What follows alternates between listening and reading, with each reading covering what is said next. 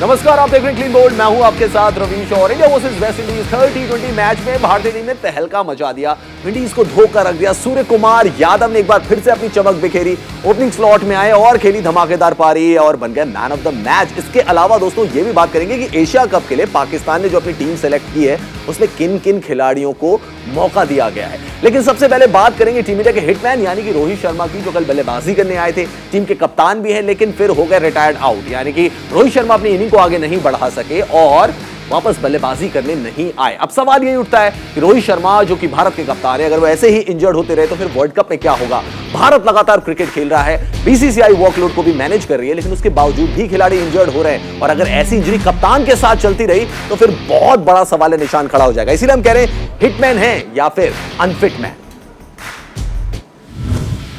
Hitman को चोट ने पटका, टीम इंडिया को झटका। रोहित को लगी चोट, भारतीय टीम में विस्फोट। रोहित का दर्द, भारत के लिए सिर दर्द। वर्ल्ड कप से पहले टीम इंडिया को बड़ा झटका, हिटमैन को चोट ने फिर पटका, भारतीय टीम को खटका। जी हां, आपने सही सुना, भारतीय कप्तान रोहित शर्मा फिर चोटिल हो गए हैं। इस बार उनकी पीठ में चोट आई है, जो टीम इंडिया के लिए टेंशन की खबर है। वर्ल्ड कप और एशिया कप से पहले ये सेटबैक टीम इंडिया का बोरिया बिस्तर पैक कर सकता है। रोहित की ये चोट देखने में सीरियस लग रही है, क्योंकि वेस्ट इंडीज के खिलाफ तीसरे टी20 मैच में रोहित दर्द से कराहते दिखे। बल्लेबाजी करते समय रोहित की कमर की मांसपेशियों में खिंचाव आ गया था, जिससे उठे दर्द को रोहित बर्दाश्त नहीं कर पाए और पवेलियन लौट गए। रोहित ने रिटायर्ड हर्ट होने से पहले एक चौके और एक छक्के की मदद से 5 गेंदों पर 11 रन बनाए। रोहित ने मैदान पर रहने की पूरी कोशिश की। उन्होंने फिजियो को भी मैदान पर बुलाया, जिनके साथ रोहित ने लंबी बातचीत की, लेकिन आखिरकार रोहित को मैदान छोड़कर बाहर जाना पड़ा। रोहित ने मैच के बाद अपने ठीक होने की बात कही। इस बीच बीसीसीआई ने भी रोहित की चोट पर अपडेट दिया है। बीसीसीआई के मुताबिक रोहित को बैक स्पाज्म की समस्या है। रोहित मेडिकल टीम की निगरानी में है। रोहित ने बेशक अपनी वापसी की उम्मीद जताई है, पर उनकी चोट ने टीम मैनेजमेंट की परेशानी बढ़ा दी है। रोहित का यूं बार बार चोटिल होना टीम के लिए जी का जंजाल बन गया है। रोहित और चोट का पुराना नाता रहा है। ये पहली बार नहीं है जब रोहित का दर्द टीम इंडिया के लिए सिरदर्द बन गया है। इससे पहले भी रोहित की चोट भारत को टेंशन दे चुकी है। रोहित 2020 में न्यूजीलैंड के खिलाफ वनडे और टेस्ट सीरीज से बाहर हो गए थे। उन्हें एड़ी में चोट लगी थी। रोहित पिछले साल साउथ अफ्रीका के खिलाफ वनडे सीरीज में भी नहीं खेले थे। रोहित को मांसपेशियों में खिंचाव होने की वजह से बाहर होना पड़ा था। इसमें कोई दो राय नहीं कि रोहित की चोट टीम इंडिया के लिए खतरे की घंटी जैसी है। बेशक रोहित ने कहा है कि वो ठीक है और अगले मैच से पहले पूरी तरह से फिट हो जाएंगे, लेकिन इसकी क्या गारंटी है कि रोहित को फिर से कुछ नहीं होगा। ऐसे में भारत को आगामी टूर्नामेंट्स में परेशानियों का सामना करना पड़ सकता है। Sports desk, news India.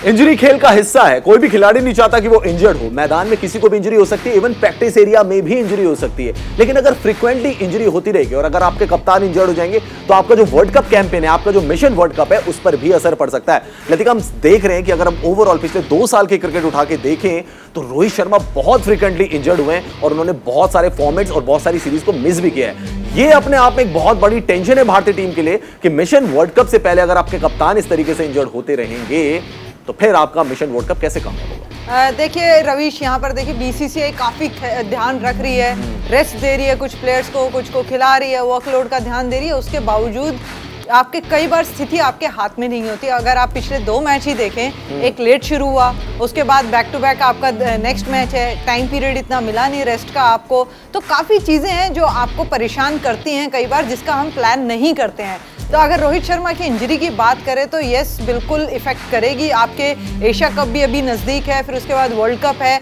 तो इस चोट को किस तरीके से देखते हैं रोहित शर्मा और कितना इससे उबर पाएंगे, कितनी जल्दी उबर पाएंगे। अगर उबर भी पाएंगे तो क्या उसी तरीके से खेल पाएंगे, क्योंकि देखिए एक बार अगर आपको इंजरी होती है तो आप कहीं ना कहीं कॉन्शियस रहते हैं और पूरी तरीके से फिट होने के लिए कितना समय उनको लगेगा। तो काफ़ी यहाँ सवाल हैं रवीश, और ये सवाल भारतीय टीम को बहुत परेशान करने वाले हैं क्योंकि जो लय अभी भारतीय टीम के पास है, आप ये देखिए किस तरीके से बदलाव कर रहे हैं टीम में बार बार, उसके बावजूद हर प्लेयर परफॉर्मेंस कर रहा है, हर एक होड़ सी लगी हुई है टीम में कि मुझे अपनी जगह पक्की करनी है। बावजूद इसके कि बड़े बड़े नाम अभी रेस्ट कर रहे हैं, उसके बावजूद जो भी प्लेयर आ रहा है परफॉर्म कर रहा है। तो ये एक चीज़ है यहाँ पर कि भारतीय टीम किस तरीके से पूरा एक सिनेरियो को देख रही है। फिलहाल हम काफ़ी बार ये चर्चा कर भी चुके हैं रवीश के इतने बदलाव हैं, इस तरीके से आप कभी किसी को ओपन करा रहे हैं, कभी किसी को आप बाहर बिठा रहे हैं, काफ़ी चीज़ें चल रही हैं। और उस दौरान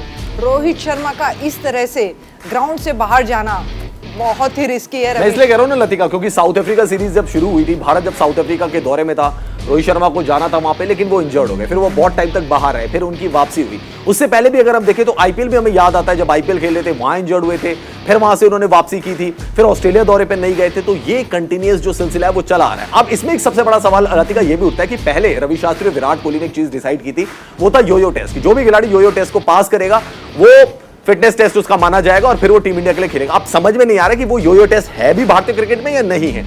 अनिल कुंबले और विराट कोहली जब आए थे, उन्होंने एक चीज शुरू करी थी कि जो भी खिलाड़ी इंजर्ड होगा पहले डोमेस्टिक क्रिकेट खेलेगा, वहां से फिट होने के बाद वो क्रिकेट खेलेगा।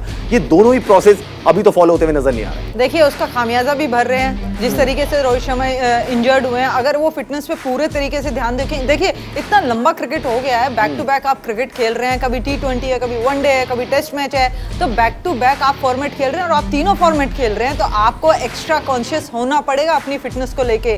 क्योंकि देखिए विराट कोहली ने एक चीज स्टार्ट की, फिटनेस। अगर फिट आप हैं तो आप किसी भी फॉर्मेट में कभी भी खेल सकते हैं, आप इंजरीज से प्रिवेंट रख सकते हैं अपने आप को। लेकिन अगर इस तरह के लगातार मैचेस चल रहे हैं और वहाँ आप ध्यान नहीं रखेंगे तो यही खामियाजा आपको भुगतना पड़ेगा। और ये जो टेस्ट होते थे, योयो टेस्ट की बात कर लें, चाहे हम किसी भी टेस्ट की बात कर लें, ये इसीलिए होते थे कि आपका एक लेवल सेट होता है फिटनेस का। अगर उस लेवल पे आप हैं तो आपके इंजरी के चांसेस बहुत कम होते हैं रवीश। लेकिन अगर उस लेवल पे आप नहीं हैं तो वहाँ से इंजरी प्रोन आप हो सकते हैं, आपको कभी भी इंजरी हो सकती है। तो ये चीज़ें बेहतर करने के लिए की गई थी, इसमें कोई नुकसान नहीं था कि आपका सिलेक्शन नहीं हो रहा या आप किस तरीके से इस टेस्ट को देख रहे हैं। उस टेस्ट का मतलब ही यही था कि अगर आप पूरी तरीके से फिट हैं तो आप अपनी टीम के लिए 100% दे सकते हैं। तो रवीश यहाँ बहुत ध्यान रखना पड़ेगा कि क्या फिटनेस यहाँ पैरामीटर सेट किए गए हैं अभी भारतीय टीम के लिए और किस तरीके से जो ट्रेनर्स हैं वो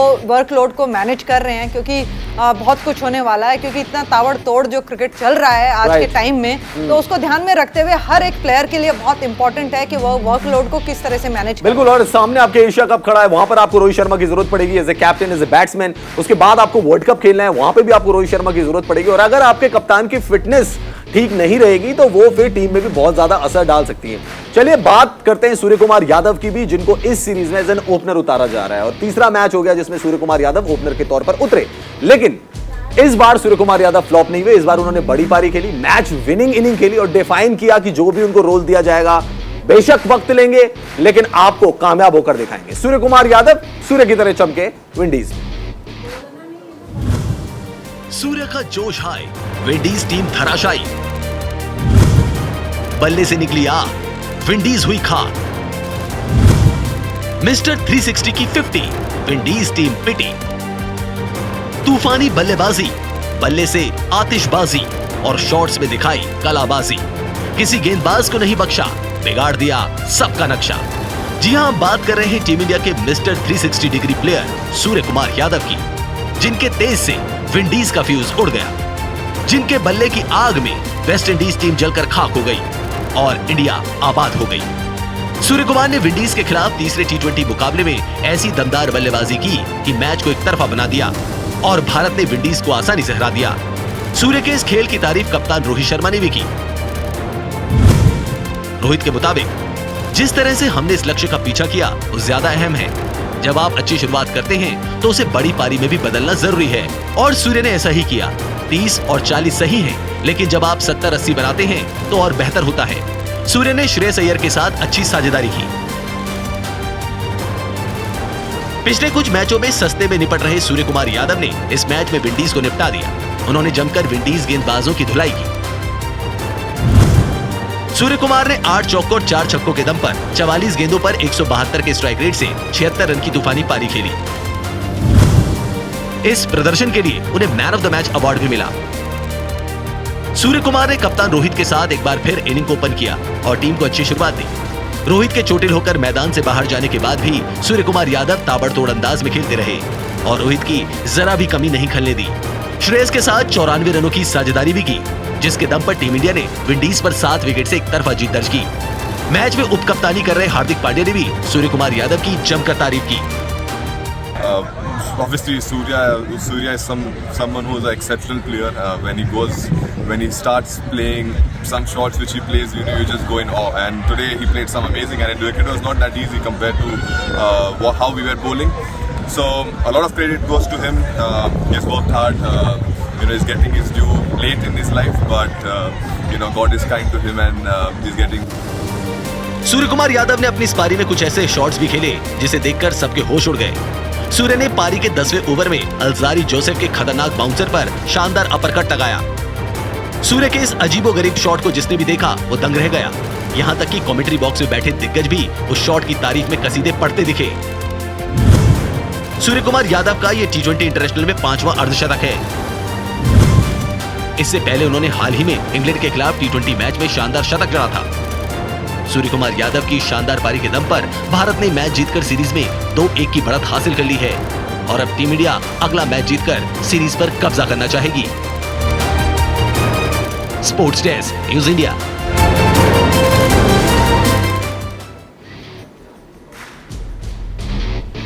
सूर्य कुमार यादव की जो चमक है ना वो विंडीज में दिखाई दी। जिस तरीके से उन्होंने ये पारी खेली, मैन ऑफ द मैच सूर्य कुमार यादव बने और दिखाया कि कोई भी रोल उनको देंगे वो उसमें फिट बैठेंगे। एंड ये बात तो है कि मिस्टर 360 डिग्री प्लेयर है का जब अपर कट मारा तो सचिन तेंदुलकर की याद भी सूर्य कुमार यादव ने दिला दी।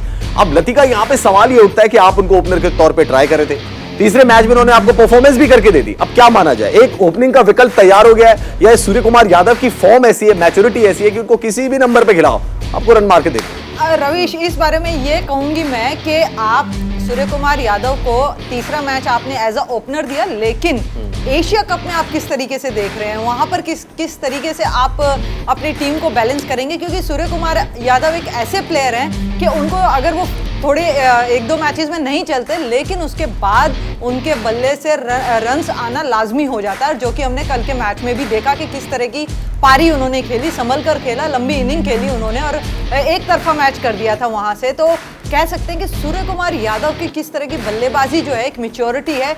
और सबसे अच्छी बात क्या है रवीश, वो गेंद को ना भांप लेते हैं, पहले गेंदबाज के हाथ से ही भांप लेते हैं कि क्या बॉल गिरने वाली है और उसके हिसाब से जो टाइम करते हैं बॉल को, ग्राउंड के किसी भी एरिया में खेलने के लिए वो पूरी तरीके से सक्षम है। आप भी कोच हो, आप भी बहुत कोचिंग कर रहे हो। सूर्य कुमार यादव, अगर आप कोच होते हैं सपोज करिए, तो सूर्य कुमार यादव को आप कहां खिलाते हैं? अगर सपोज करिए एशिया का पूरा है, उसमें विराट कोहली अवेलेबल हो जाते हैं, केएल राहुल अवेलेबल हो जाते हैं, तो फिर सूर्य कुमार यादव की पोजीशन क्या है? फिर आप सोचेंगे कि आपने उनको ओपनर के तौर पे ट्राई किया था, ये खाली एक एक्सपेरिमेंट था क्योंकि आपके पास कोई था नहीं, आपको खिलाना था, वहां पे वो आपके लिए फिट हो गए। अब उनकी जरूरत नहीं है क्योंकि विराट आ गए, क्योंकि केएल राहुल आ गए, तो अब आप आ जाओ नंबर 4 पर।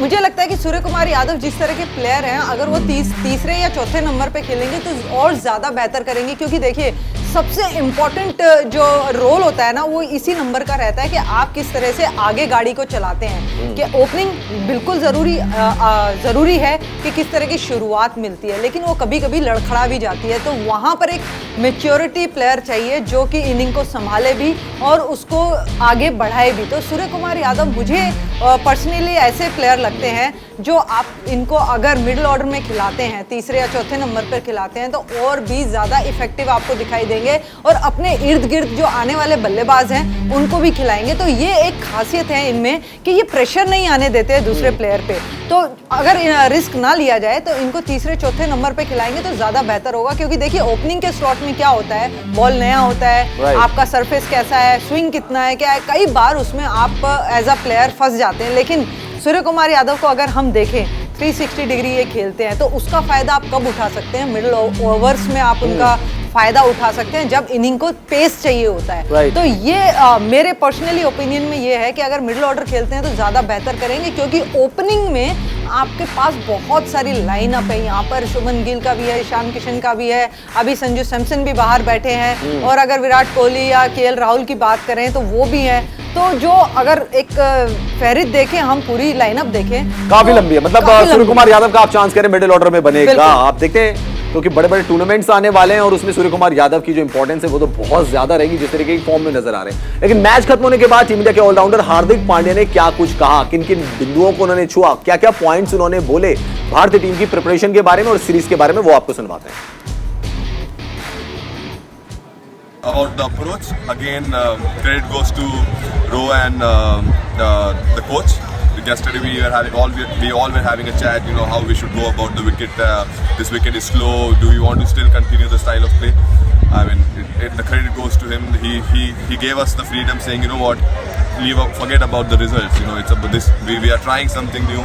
We're gonna make mistakes. We're gonna learn from it. But you know what we've been doing for 5-6 years, we're gonna go away from that and make sure that, you know, we try everything and make sure whatever the options are available when it comes to World Cup, we'll know exactly how to play. बस grateful हो life के लिए, और हमेशा मैंने सोचा है कि लाइफ में मेहनत ही एक चीज़ है जो आपको वापसी करवा सकती है कोई भी फेज में। अगर आप सच्चे दिल से अगर मेहनत करेंगे और अगर आपका दिल साफ होगा तो इवेंचुअली कितना भी ऊपर नीचे हो जाए आप एक लाइन पे आ ही जाएंगे, ऊपर वाला आपको एक जगह सही जगह पे दे ही देगा जो आप डिजर्व करते हैं। और yes, last world cup different था, ये वर्ल्ड कप डिफरेंट है, but I think process same रहा है।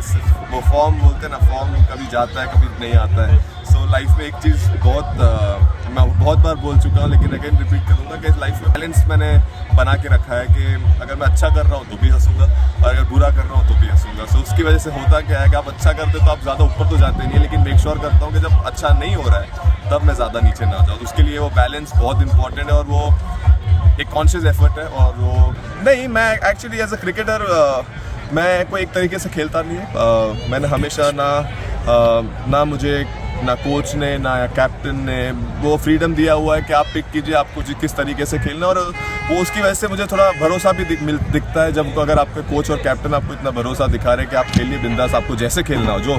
और मैं हमेशा मैंने माना है कि मैं कोई एक वन डायमेंशनल नहीं हूँ, मैं हमेशा सिचुएशन को देखता हूँ, सिचुएशन को परखता हूँ। अगर लग रहा है अगर छक्का मारना है तो छक्का मारूंगा, अगर लग रहा है कि भाई अभी विकेट बचाना है तो विकेट बचाना। और ऊपर वाले ने वो एबिलिटी दी है और मेहनत भी की उस एबिलिटी को। और वेस्टइंडीज के खिलाफ तीसरे टी20 मुकाबले में शानदार प्रदर्शन करने वाले भारतीय बल्लेबाज सूर्य कुमार यादव आईसीसी टी20 रैंकिंग में नंबर 2 की पोजीशन पर आ गए हैं। सूर्य कुमार यादव ने लंबी छलांग लगाई है।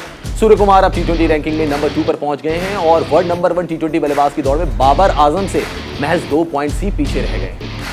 बहुत अच्छी बात है भारतीय क्रिकेट के लिए, Surya Kumar Yadav at number 2 ICC टी20 रैंकिंग में।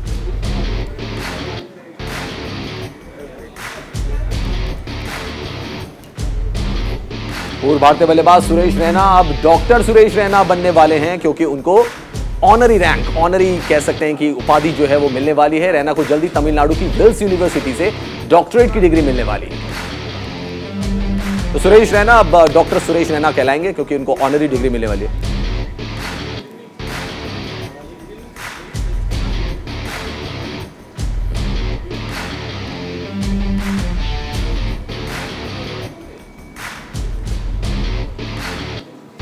एशिया कप के लिए पाकिस्तान टीम का अनाउंसमेंट कर दिया गया है। पाकिस्तान क्रिकेट बोर्ड ने 15 सदस्यीय टीम का ऐलान कर दिया है। हालांकि इस टीम में अनुभवी तेज गेंदबाज हसन अली को जगह नहीं दी गई है।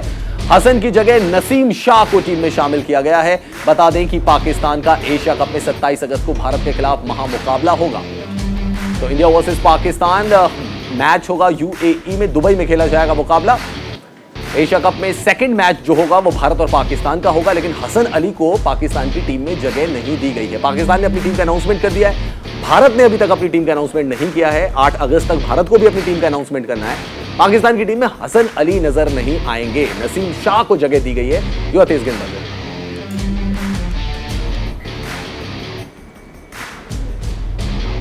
क्रिकेट की बहुत सारी खबरें हमने आपको बताई। अब सीडब्ल्यूजी यानी कि कॉमनवेल्थ गेम्स में क्या कुछ हो रहा है, भारत कैसे शानदार प्रदर्शन कर रहा है, वो आपको दिखाते हैं।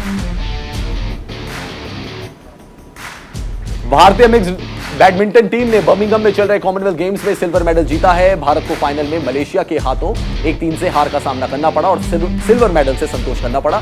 भारत की तरफ से केवल पीवी सिंधु अपना मुकाबला जीतने में सफल रही, जबकि मेंस डबल्स, पुरुष सिंगल्स और विमेंस डबल्स में भारत को मलेशिया से शिकस्त झेलनी पड़ी। भारत को कॉमनवेल्थ गेम्स में एक और गोल्ड मेडल मिला है। भारत ने table tennis men's team event में सिंगापुर को 3-1 से हराकर गोल्ड मेडल जीता है। जी साथियान और हरमीत देसाई ने अपने अपने सिंगल्स और डबल्स मैच जीतकर भारत को टेबल टेनिस में पहला मेडल दिलाया। कॉमनवेल्थ गेम्स में भारत ने वेट लिफ्टिंग में 2 और मेडल जीते हैं। विकास ठाकुर ने जहां 96 किलोग्राम कैटेगरी में सिल्वर मेडल जीता, वहीं लवप्रीत सिंह ने मेंस 109 किलोग्राम कैटेगरी में ब्रॉन्ज मेडल अपने नाम किया। भारत ने वेट लिफ्टिंग में अब तक कुल 9 मेडल जीते हैं। कॉमनवेल्थ गेम्स में भारतीय विमेंस हॉकी टीम का शानदार प्रदर्शन जारी है। भारतीय टीम ने कनाडा को 3-2 से हराकर सेमीफाइनल में एंट्री की है। भारत ने 9 पॉइंट्स के साथ ग्रुप स्टेज खत्म किया है और अब वो सेमीफाइनल में इंग्लैंड से भिड़ेगी।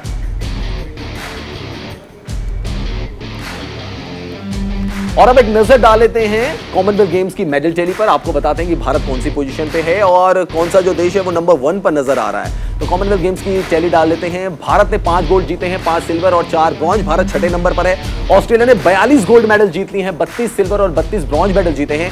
इंग्लैंड जो है वो नंबर 2 की पोजीशन पे है, जो कि मेजबान देश है, उसने 31 गोल्ड मेडल जीते हैं।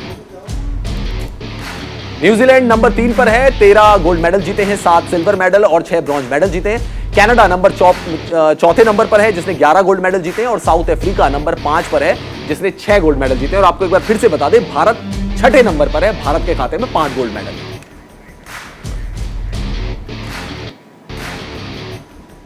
तो कॉमनवेल्थ गेम्स में लगातार भारतीय के जो एथलीट हैं वो लगातार शानदार परफॉर्मेंस दे रहे हैं और हर दिन हम देखते हैं भारत को मेडल मिलता ही मिलता है। उम्मीद करते हैं मेडल की संख्या और बढ़ती रहेगी। क्लीन बोल्ड में फिलहाल इतना ही। आप देखते रहिए न्यूज़ इंडिया।